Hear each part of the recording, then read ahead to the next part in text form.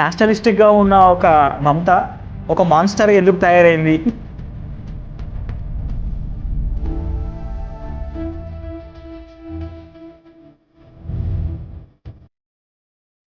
(2018 నుండి 2021 వరకు it's official record 126 BJP కార్యకర్తలను చంపేశారు.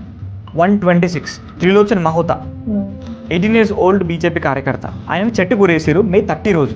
సో ఆయన టీషర్ట్ పైన ఒక మెసేజ్ రాస్తుంది, you deserve to die for doing politics and working for BJP at this young age. నువ్వు బీజేపీకి సపోర్ట్ చేసిన కారణంగా నువ్వు చనిపోతున్నావు అని అంటే జస్ట్ ఇమాజిన్ అక్కడ ఎంత హత్యాకాండ జరగచ్చు.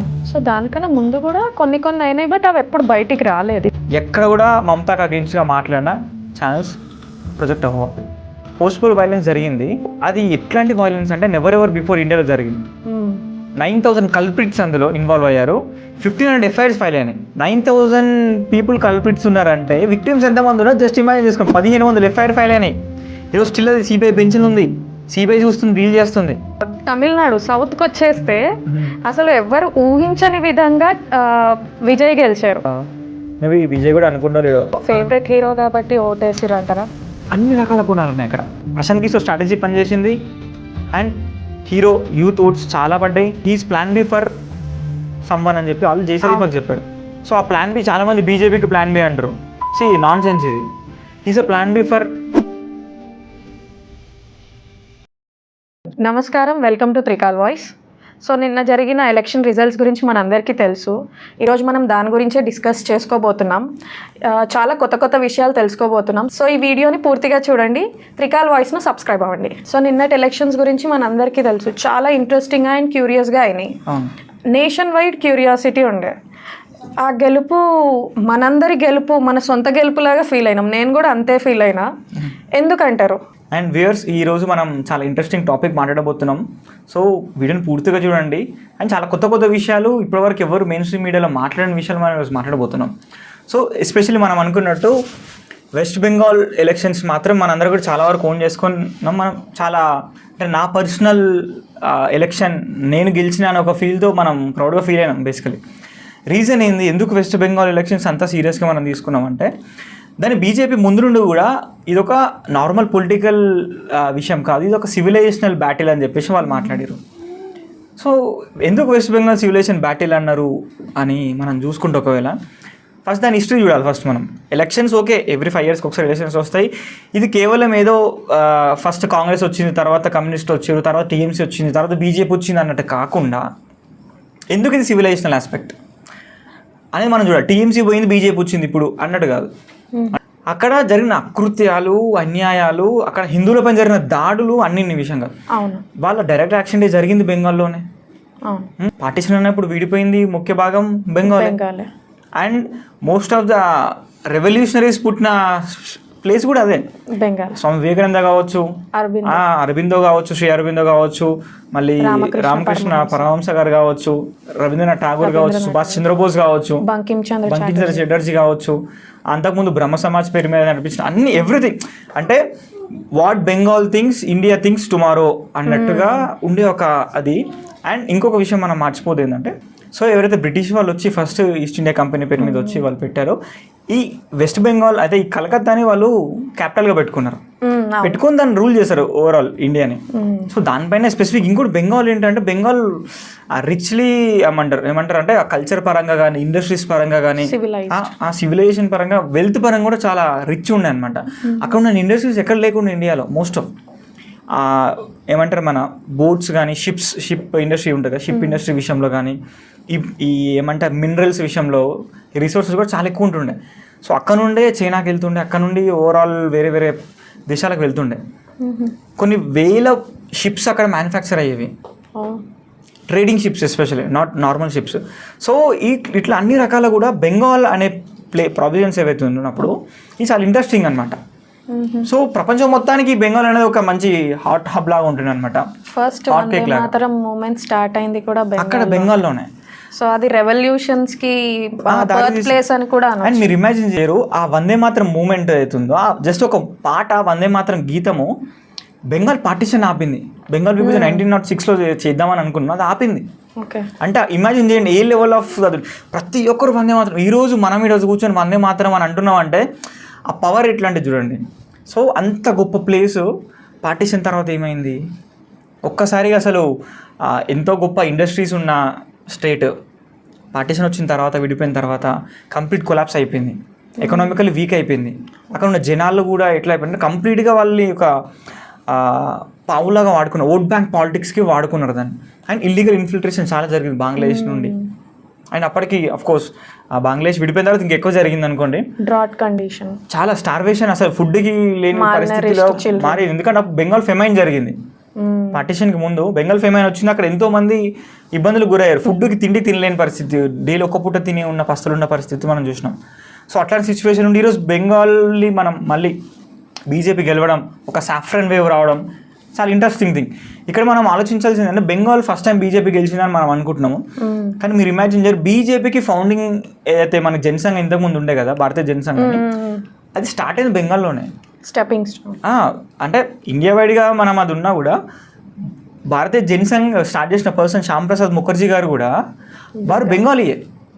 వారు బెంగాలీ. అండ్ 1951-52 ఎలక్షన్స్లో అంటే ఇండియా మొత్తం వాళ్ళు పోటీ చేశారు జనసంఘ్, కానీ గెలిచింది 3 సీట్స్ మాత్రమే గెలిచారు.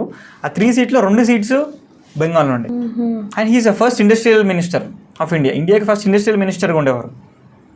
సో అంటే అది కేవలం ఓన్లీ బెంగాల్ అనే, అక్కడ ఒక హిందుత్వ వేవ్ అనేది ఎప్పటి నుండో ఉన్నది. భక్తి మూమెంట్ చాలా అద్భుతంగా జరిగింది. శ్రీ చైతన్య ప్రభు మనకు తెలుసు. సో ఇట్లా అనేక రకాలుగా ఇప్పటికి ఇస్కాన్ చాలా స్ట్రాంగ్గా పనిచేస్తుంది. కానీ ఎందుకు బెంగాల్ సివిలైజేషనల్గా మారింది, ఈరోజు సివిలైజేషన్ బ్యాటిల్గా మారింది అని మనం చూసుకుంటే గుండారాజ్ హెవీ ఉన్నది. ఫస్ట్ కాంగ్రెస్ గెలిచింది. కాంగ్రెస్ గెలిచిన తర్వాత ఇమీడియట్గా మళ్ళీ హైజాక్ అయిపోయి కమ్యూనిస్ట్ రూల్ అనేది బాగా వచ్చి నక్సల్బరీ ప్లేస్లో నక్సల్ లైట్ మూవ్మెంట్ స్టార్ట్ అయింది. ఆ మూవ్మెంట్ ద్వారా కంప్లీట్గా కాంగ్రెస్ని పడగొట్టేసి ఈ కమ్యూనిస్ట్ ప్రభుత్వాన్ని తీసుకొచ్చారు. ఈ మార్క్సిస్ట్ సిద్ధాంతాన్ని వాళ్ళు తీసుకుని పుణుకుపుచ్చుకొని ఆ సిద్ధాంతాన్ని దాని ద్వారానే మనకి ముందుకు ఏమంటారు ప్రగతి సాధ్యమవుతుంది అని చెప్పేసి వాళ్ళు ఒక భ్రమలో వాళ్ళు తీసుకొచ్చారు. అండ్ దాని రిజల్ట్ ఎంత డిజాస్టర్ అయిందంటే ఈ రోజుకి అక్కడ ఇండస్ట్రీస్ లేవు, ఎకనామికల్ చాలా వీక్ ఉన్నారు.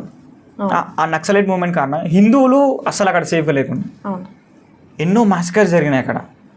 ఫేమస్ మ్యాస్కర్ మారిజాపి మ్యాస్కర్ అని మనం అంటుంటాం. ఊచకోత పోసినారు. నందిగ్రామ్ మ్యాస్కర్ జరిగింది. సైంబేరి కిల్లింగ్స్ అంటే ఇండియా మొత్తంలో హడలెత్తిన కిల్లింగ్స్ అవి. సైంబేరి కిల్లింగ్స్ అని బెంగాల్లోనే జరిగినాయి. ఈ కమ్యూనిస్ట్ ప్రభుత్వం జ్యోతిబసు ప్రభుత్వంలో జరిగింది. సో ఇట్లా అనేక రకాలుగా చాలా ఇబ్బందులకు గురైనారు. ఆ సిచ్యువేషన్లో మమతా బెనర్జీ వాళ్ళకు ఒక ఏమంటారు ఒక దుర్గాలాగా కనిపించింది అనమాట, అపరకాలికలాగా కనిపించింది. అండ్ చాలా మంది నేషనలిస్ట్ పీపుల్ కూడా సపోర్ట్ చేస్తున్నారు. ఎందుకంటే పార్లమెంట్లో ఇల్లీగల్ ఇన్ఫిల్ట్రేటర్స్ గురించి అగెయిన్స్ట్ ఏమంటే కమ్యూనిస్టుల గురించి తను మాట్లాడింది, రైజ్ చేసింది వాయిస్. సో తను ఏదో మారుస్తుంది అనే ఒక ఉద్దేశంతో జనాలంతా ఓటేస్తున్నారు. మనం చూసినాం ఫేమస్ ఒక ఇన్స్టాగ్రామ్లో వీడియో ఇప్పటికి వైరల్ అవుతుంది. ఏంటంటే తను పార్లమెంట్లో ఉన్నప్పుడు ఇల్లీగల్ ఇన్ఫిల్ట్రేటర్స్ ఇంటికి ఏమంటారు ఇంటర్నల్ సెక్యూరిటీ థ్రెట్గా మారుతున్నారు, బెంగాల్ మొత్తం రూయిన్ అవుతుంది వాళ్ళ వల్ల అని చెప్పి, చూడండి నా దగ్గర నీ డాక్యుమెంట్స్ ఉన్నాయి, ప్రూఫ్స్ ఉన్నాయి అని చెప్పేసి రైట్ పాడేస్తుంటుంది, స్పీకర్ పైన వేసింది. సో మనందరికీ తెలుసు. సో అట్లా ఒక నేషనలిస్టిక్గా ఉన్న ఒక మమతా ఒక మాన్స్టర్గా ఎందుకు తయారైంది, టెక్నికల్లీ ఆ వర్డ్ అనకూడదు, కానీ వాస్తవానికి తను అట్లా తయారైంది. ఫస్ట్లో చూసుకుంటే ఆమె నేషనలిస్ట్ ఉండే, టైం ఎట్లా చేంజ్ అవుతుందో ఆమె యాంటీ నేషనల్గా చేయడం స్టార్ట్ అయిపోయింది. ఇప్పుడైతే ఆమె ఎప్పుడు వెళ్ళిపోతుందా అని చూసిన వెయిట్ చేసిన మంది చాలా అక్కడ చాలా మంది. అయితే ఏం జరిగిందంటే ఫస్ట్ టీఎంసీ వచ్చినప్పుడు ఆ 1-2 years కూడా కిల్లింగ్స్ జరిగినాయి. ఏంటంటే ఈ అపోజిషన్ ఎవరు లేకుండా చేయాలి అనేది తను పెట్టుకున్న ఒక ఎజెండా, మోనోపాలీ లాగా. 2 yearsలో 2013-14 వరకు కూడా ఎవరిని కూడా అందరినీ పార్టీలోకి జాయిన్ చేసుకోవడం, కాంగ్రెస్ వాళ్ళని కమ్యూనిస్ట్ వాళ్ళని జాయిన్ చేసుకోవడం, అపోజిషన్ లేకుండా చేసుకుందాం అనుకుంది. ఆ టైంలోనే 2013-14 ఆ సిచ్యువేషన్లో బీజేపీ అప్పుడప్పుడు ఎమర్జ్ అవుతుంది, న్యూలీ ఎమర్జింగ్. ఎందుకంటే సెంట్రల్లో గెలిచింది బీజేపీ, తర్వాత బీజేపీ కూడా మన బెంగాల్లో కూడా బీజేపీ రావాలి అనే ఒక దాంతో వాళ్ళు స్లోగా గ్రౌండ్లో పనిచేస్తున్నారు. సో అక్కడ మమతకు భయం స్టార్ట్ అయింది, నాకు మళ్ళీ అపోజిషన్గా వీళ్ళు ఎట్లా వస్తారో, వీళ్ళు స్టార్ట్ అవుతారేమో నాకు, సో వీళ్ళు తలుచుకుంటే మళ్ళీ ప్రభుత్వం తీసుకురాగలుగుతారు, కాబట్టి వీళ్ళని ఇక్కడే అణిచేయాలి అనే ఒక ఉద్దేశంతో తయం చేసిందని 2018 వరకు కూడా అపోజిషన్ ఫీల్ అవ్వలేదు ఎవరిని. 2018 అపోజిషన్గా ఫీల్ అవ్వలేదు, నాకు ఎవరు లేరు, నేను ఒక్కడినే అని అనుకున్నారు. కమ్యూనిస్ట్ అని ఎదుగుతుంది అనుకున్నారు కానీ బీజేపీ ఎదుగుతుందని వాళ్ళు అనుకోలేదు. సో గ్రౌండ్ లెవెల్లో కూడా 2018 సర్పంచ్ ఎలక్షన్స్ వరకు తనంత ఫీల్ అవ్వలేదు. 2018 సర్పంచ్ ఎలక్షన్స్ కంప్లీట్ వాళ్ళ యొక్క నేరేటివ్ మార్చేసింది, వాళ్ళ మైండ్ సెట్ని మార్చేసింది. బెంగాల్ యొక్క మైండ్ సెట్ మారిపోయింది. అంటే సర్పంచ్ ఎలక్షన్లో మీరు ఇమాజిన్ చేయనంత బీజేపీ గ్రౌండ్లోకి పనిచేస్తుంది, గ్రౌండ్లోకి వెళ్తుంది, వెళ్ళి పనిచేస్తున్నారు. కార్యకర్త చాలా డెడికేటెడ్గా పనిచేసారు. సో మీరు ఇమాజిన్ చేయరు మమత యొక్క అసలు ఫేస్ అయితే రియల్ మాన్స్టర్ అని ఇందాక మాట్లాడినాం కదా, ఆ ఫేస్ అనేది ఆ 2018 2021 ఈ మధ్యలో జరిగిన ఈ పొలిటికల్ కిల్లింగ్స్ ఏవైతే ఉన్నాయో అక్కడ మనకు కనిపించింది. సో దానికన్నా ముందు కూడా కొన్ని అయినాయి, బట్ అవి ఎప్పుడు బయటికి రాలేదు. వచ్చినా కూడా నార్మల్ జనరల్ గా అపోజిషన్ వాళ్ళు ఏం చేస్తారంటే పొలిటికల్లీ ఓట్ బ్యాంక్ పాలిటిక్స్ ని వాళ్ళు అంటే ఇప్పుడు ముస్లిమ్స్ ఉన్నారు, ముస్లిమ్స్ ని వాళ్ళ హక్కులు తెలుసుకోవడం, ఆ కమ్యూనిస్టులందరినీ వాళ్ళ పార్టీలో చేర్చుకోవడం, కాంగ్రెస్ వాళ్ళని పార్టీలో చేర్చుకోవడం, లైక్ వాళ్ళని మభ్యపెట్టి బుజ్జగించే ఏదో రకంగా ఎనీవే అంటే అపోజిషన్ లేకుండా చేద్దామని వాళ్ళు అనుకున్నారు. అపోజిషన్ లేకుండా తనే రూలింగ్లో ఉందాం అనుకుంది, కానీ అక్కడ బీజేపీ ఎదగడం తనకు నచ్చలేదు. అక్కడ ఇన్సెక్యూరిటీ స్టార్ట్ అయింది. ఎస్, ఆయన హిందుత్వమే అసలు పర్లేదు తనకి, ఎందుకంటే అక్కడ ఆల్రెడీ ముస్లిం అపీస్మెంట్ పాలిటిక్స్ నడుస్తున్నాయి. సో ముస్లింని బుజ్జగింపు చేస్తుంటే హిందువులని ఇక్కడ బుజ్జగింపు చేస్తుంటే నచ్చదు. సో వాళ్ళు చెప్పినట్టు వీళ్ళు వినాలి, లేకపోతే ఓట్లు పడవు. కాబట్టి 2018 నుండి 2021 వరకు it's official record, on record మాట్లాడుతున్నా, 126 బీజేపీ కార్యకర్తలను చంపేస్తున్నారు. 126. మీరు ఇమాజిన్ చేయరు ఆ కిల్లింగ్స్ ఎంత ఘోరంగా ఉన్నాయంటే. ఒక సిచ్యువేషన్ చెప్తాను నేను, ఈ బుక్ ఇది నేను చెప్పిన విషయం కాదు, political killings of Mamata's Bengal. So ఇది ఒక వైట్ పేపర్, ఇది రీసెర్చర్స్ కూర్చొని అడ్వకేట్స్ వాళ్ళు కూర్చొని వాళ్ళు ఆన్ రికార్డ్ ఏవైతే ఆన్లైన్లో ఇంటర్నెట్లో దొరికిన రికార్డ్స్ ఉంటాయి కదా దాన్ని బేస్ చేసుకుని వాళ్ళు వైట్ పేపర్ రిలీజ్ చేశారు. ఇందులో మీరు ఇమాజిన్ చేయరు ఒక ఇన్సిడెంట్ చెప్తా. నేను 126 అని చెప్పా కదా, అది నేను చెప్పిన విషయం కాదు, మేబీ ఎక్కువ ఉండొచ్చు ఇంకా, ఎందుకంటే ఆన్ రికార్డ్ 126 ఉన్నాయంటే అప్పట్లో ఆఫ్ రికార్డ్ ఎన్ని ఉంటాయి? జస్ట్ ఇమాజిన్ ఇన్ని కిల్లింగ్స్. 2018 రాజేష్ సర్కార్ అనే కిల్లింగ్ నుండి మొదలు పెడితే అమూల్య మండల్ అని చెప్పి June 4, 2021 అంటే కరెక్ట్ ఎలక్షన్స్ ముందు వరకు, అప్పటి వరకు 126 బీజేపీ పీపుల్ని కార్యకర్తలు వాళ్ళు చంపేస్తున్నారు. అండ్ కొన్ని కిల్లింగ్స్ ఎట్లున్నాయి తెలుసా, నేను చదువుతాను, జస్ట్ ఒకసారి వినండి. నేను ఒక కిల్లింగ్ గురించి చెప్తా, ఎంత దారుణం అంటే ఇది ఆన్ రికార్డ్. అతని పేరు Trilochan Mahota, 18 years old BJP కార్యకర్త. 18 years ఓల్డ్ అంటే న్యూలీ ఓటర్ అనమాట, కొత్త ఓటు వేయడానికి రెడీ ఉన్న ఫస్ట్ టైం ఓటర్. ఆయనని చెట్టు కూరేసారు May 30 రోజు. సో ఆయన టీషర్ట్ పైన ఒక మెసేజ్ రాసింది, హ్యాంగ్ చేశారు కదా, అక్కడ ఏం రాసిందంటే you deserve to die for doing politics and working for BJP at this young age. అంటే ఒక కొత్త ఓటేద్దాం అనుకున్న వ్యక్తి తను బీజేపీకి ఓటేద్దాము అని అంటే తనకు స్వేచ్ఛ లేదు. నువ్వు బీజేపీకి సపోర్ట్ చేసిన కారణంగా నువ్వు చనిపోతున్నావు అని అంటే జస్ట్ ఇమాజిన్ అక్కడ ఎంత హత్యాకాండ జరగచ్చు. ఇది కంప్లీట్గా కాన్స్టిట్యూషన్కి against the like fundamental rights. అదే కదా, నీకు రైట్ ఉంది, నచ్చిన పార్టీకి నేను స్వేచ్ఛగా సపోర్ట్ చేయొచ్చు, ఓటేయచ్చు, నువ్వెవరు నన్ను ఆపడానికి. బట్ అంటే నేను చెప్పాను కదా, ఈ ఒక మాన్స్టర్ అని ఎందుకు అన్నాను అని అంటే టీఎంసీ గుండాసు ఇంట్లోకి గుంజుకొచ్చి మరి హత్య చేస్తున్నారు.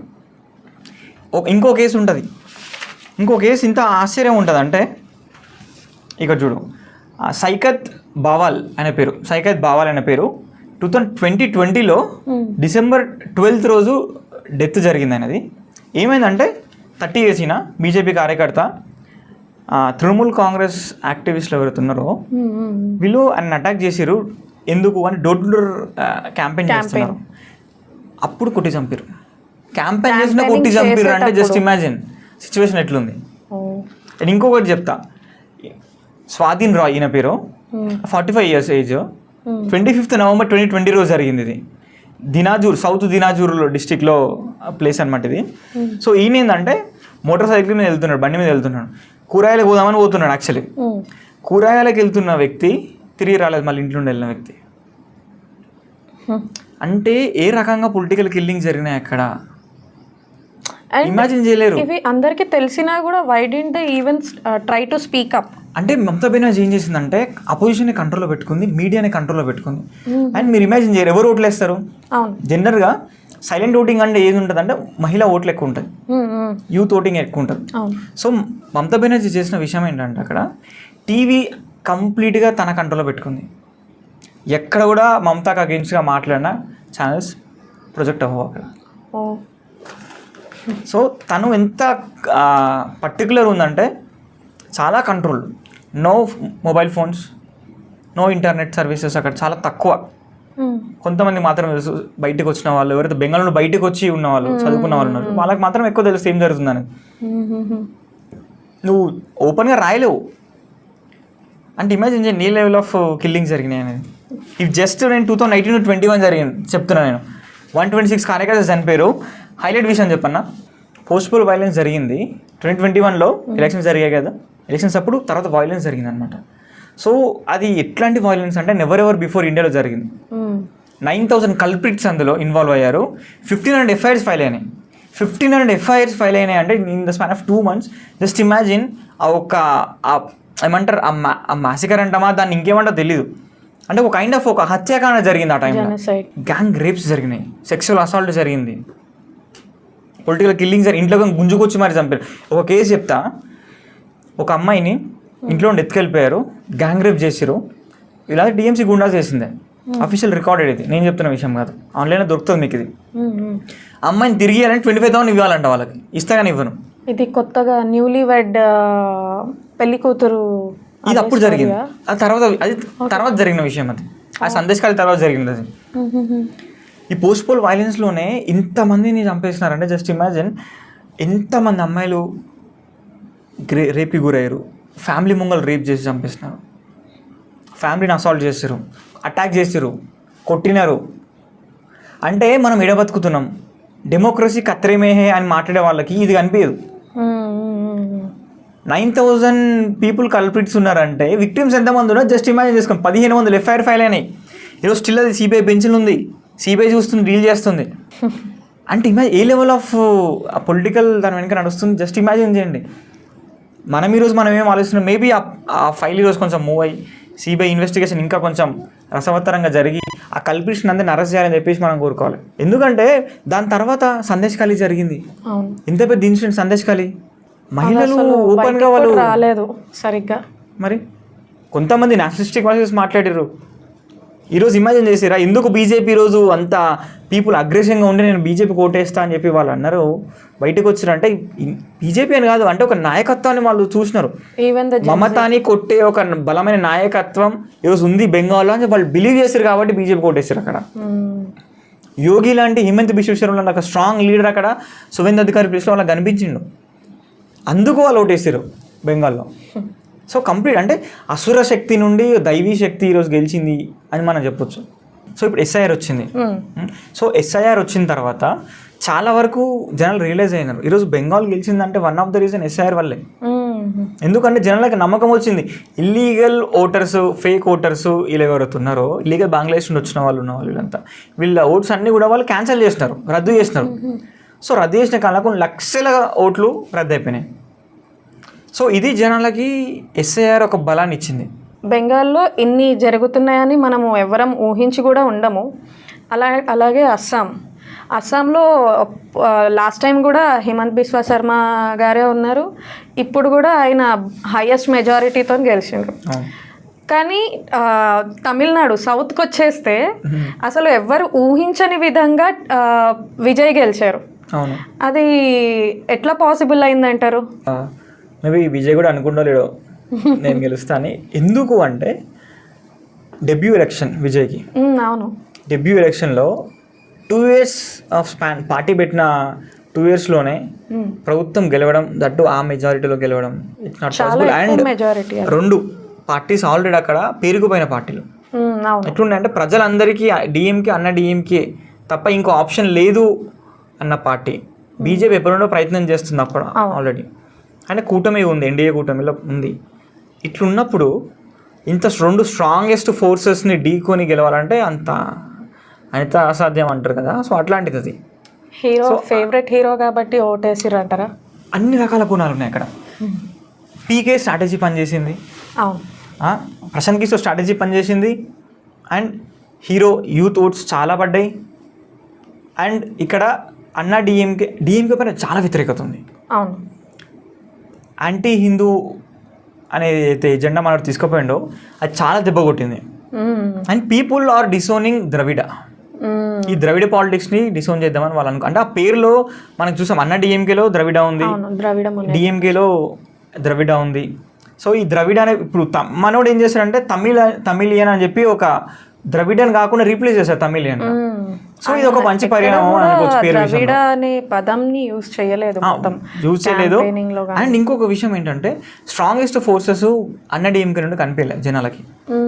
సి ఒక స్ట్రాంగ్ లీడర్ ఉన్నాడు, సో వీడికి ఓటేయడం అంటే ఫేస్ లేదు, ప్రాపర్ ఫేస్ లేదు. ఒకప్పుడు జైలు వెళ్తూ ఉండే, తర్వాత ఇంకో వాళ్ళు ఉండే కదా, అని చనిపోయిన తర్వాత ఎవరు లేరు ఇప్పుడు. సో డిఎంకే నుండి స్టాలిన్ పైన ఆల్రెడీ వ్యతిరేకత ఉంది, కొడుకు పైన నమ్మకం లేదు, వాళ్ళు చేసిన అరాచకాలన్నీ కాదు. తిరుపకుండ్రం ఇష్యూ విషయంలో వచ్చినప్పుడు ఆ జ్యోతి విషయంలో ఎంత రచ్చ జరిగింది, వక్ఫ్ విషయంలో కూడా ఎంత టెంపుల్ అంటే విలేజ్ మొత్తం వక్ఫ్ అని చెప్పి డిక్లేర్ చేశారు, కానీ ముస్లిం అపీస్మెంట్ పెరిగింది. సో ఇన్ని జరిగినప్పుడు జనాలు ఆబ్వియస్లీ వాళ్ళు చూసినారు. ఈరోజు మమతా బెనర్జీ ఓడిపోయింది, కారణం anti Hindu sentiments, temples destroy చేసింది, హిందువులను ఉచ్చకొత్త వచ్చింది, అన్ని రకాలు జరిగిందా. తమిళనాడు విషయంలో సనాతన ధర్మ డెంగ్యూతో పోల్చిండు, ఎరాడికేట్ చేస్తా అన్నాడు. యాంటీ హిందూ స్టేట్మెంట్స్ ఎన్నో జరిగినాయి అని చూసినాం కూడా. తిరుపకుండ్రం ఇష్యూ కానీ మీ వక్ఫ్ విషయంలో అన్ని విషయాల్లో యాంటీ హిందూ ఎన్ని చేశారో మనం చూసినాం. And if you take Kerala also, కేరళలో కూడా లెఫ్ట్ గవర్నమెంట్ పడిపోయింది. అండ్ అక్కడ ఏమైంది, శబరిమల విషయంలో ఎంతమందిని శబరిమల స్వాములను ఎంతమంది ఇబ్బంది పెట్టారు, జస్ట్ ఇమాజిన్ చూడండి. సో ఎవరైతే యాంటీ హిందూగా పనిచేసి చేశారో ఆ ప్రభుత్వాలు పడిపోయినాయి. మరి కాంగ్రెస్ ఈరోజు గెలిచిందిగా, యూడిఎఫ్ గెలిచిందిగా అంటే ఓకే, బట్ వీడి వల్ల అంటే అట్లాంటి ప్రభుత్వం పడిపోయింది. ఎవరైతే యాంటీ హిందూను శబరిమలకు అగెయిన్స్ట్గా పనిచేసిన ప్రభుత్వం పడిపోయిందంటే కమ్యూనిస్ట్ ముక్త భారత్ జరిగింది. ఏ ప్రభుత్వం గెలవలేదు ఈరోజు, కమ్యూనిస్ట్ ప్రభుత్వం లేదు ఇప్పటివరకు. కేరళ ఇది గొప్ప అసలు అంటే ఇన్ని సంవత్సరాలుగా మేమే ఉన్నాము అంటే లెఫ్ట్ పార్టీస్ని డిసౌన్ చేస్తున్నారు. సో ఇట్లా యాంటీ హిందూ పరంగా ఏవైతే ఉన్నారో వాళ్ళందరినీ డిసౌన్ చేసుకున్నారు. అంటే విజయ్ కాదా అంటే మేబీ హీస్ ఎ క్రిప్టో క్రిస్టియన్, మేబీ కేరళలో యూడిఎఫ్ కాంగ్రెస్ గవర్నమెంట్ గెలిచింది, అది పోతుంది. అండ్ విజయ్ ఎట్లా అంటాడు అనే విషయం ఎవరు తెలియదు, ఎట్లా రూల్ చేస్తాడు, ఎట్లా గవర్న్ చేస్తాడు అని చెప్పి. And we need to respect the voters respect చేయాలి. ఎందుకంటే వీళ్ళ దగ్గర లేని వాళ్ళు ఏదో చేస్తారని చెప్పి విజయ్ని గెలిపించారు. విజయ్ దాన్ని నిలబెట్టుకుంటాడా పడగొట్టుకుంటాడా అనే విషయం మనం ముందు మాట్లాడాలి. అండ్ ఇక్కడ ఇంకో విషయం ఏం మాట్లాడాలంటే he's plan B for someone అని చెప్పి వాళ్ళు జేసీ దీపక్ చెప్పాడు. సో ఆ ప్లాన్ బి చాలా మంది బీజేపీకి ప్లాన్ బి అంటారు. సి నాన్ సెన్స్ ఇది. ఎందుకు నేను నాన్ సెన్స్ అంటున్నా అంటే అన్న డిఎంకే ప్లాన్ బి అవ్వచ్చు, ఎందుకంటే అన్న డిఎంకేని పెట్టుకొని ఎందుకంటే సొంత పార్టీ నిలబెట్టినప్పుడు ఆ పార్టీ కాదు ఇంకో పార్టీని ఎందుకు గెలిపించాలనుకుంటారు, సింపుల్ ఫ్యాక్ట్. సో అది నా పర్సనల్ ఒపీనియన్ అస్సలు కాదు. Is a plan B for church అంటామా, వాటికన్ అంటామా. ఎందుకంటే తమిళనాడులో ఒక మైండ్ సెట్ ఉంటుంది ఏంటంటే వాళ్ళు ఈ చర్చ్ వ్యవస్థని ప్రభుత్వం చాలా స్ట్రాంగ్గా వాళ్ళకి ఫమ్గా ఉండాలని వాళ్ళు అనుకుంటారు. సో అట్లాంటి వాళ్ళు ఎప్పుడుగా వేరే వాళ్ళకి ఇవ్వాలని అస్సలు కోరుకోరు. సో డిఎంకేని డిసౌన్ చేసుకుంటున్నారు జనాలు అన్నప్పుడు. సో ఆల్టర్నేటివ్గా నాకంటూ ఒక ప్రాపర్ పార్టీ ఉండాలి. అన్న డిఎంకే ఉన్నప్పుడు చాలా జయలలిత ఉన్నప్పుడు చాలా వరకు సనాతని దాన్నే ముందుకు తీసుకెళ్ళింది. అండ్ బీజేపీ వస్తుందంటే కంప్లీట్గా ఇప్పుడు ఇద్దరు కలిసారంటే కంప్లీట్గా హిందుత్వ ఎజెండా ముందుకు పోతుంది. సో ఈ ద్రవిడన్ ఎజెండా అండ్ ఈ చర్చ్ ఎజెండా ఏదైతే ఉందో ఈ చర్చ్ మిషనరీ ఎజెండా ముందుకు పోతుంది. కాబట్టి ఇట్లాంటి వాళ్ళు ఎవరు గెలవాలి, డిఎంకే కాకపోతే నా వాళ్ళే ఉండాలి, నేను పెట్టిన వాడే ఉండాలని చెప్పేసి నా ఓన్ పర్సనల్ ఒపీనియన్ ఏంటంటే నేను 100% బిలీవ్ చేసేది ఏంటంటే is a plan B for church. నిన్న మనం చూసుకుంటే కూడా కొన్ని రీల్స్ లైక్ ఫెమిలియర్ అయినాయి ఇందులో. He was holding Jesus placard and sowing out of car while the rally. చూసాం సోషల్ మీడియా వైరల్ అయింది. Is a crypto Christian 100%. దానికి మనం చెప్పడానికి ఏం లేదు. మనం చూసాం వాళ్ళ ఫ్యామిలీ మేబీ వాళ్ళ అమ్మ వాళ్ళు ఉండొచ్చు. స్టాలిన్ విషయంలో కూడా స్టాలిన్ క్రిస్టియన్ వాళ్ళ మదర్ ప్యూర్ డివోటీ కదా. సో వాళ్ళు అట్లే ఉంటారు, వాళ్ళ యొక్క టాక్టిక్ అట్లాంటిది.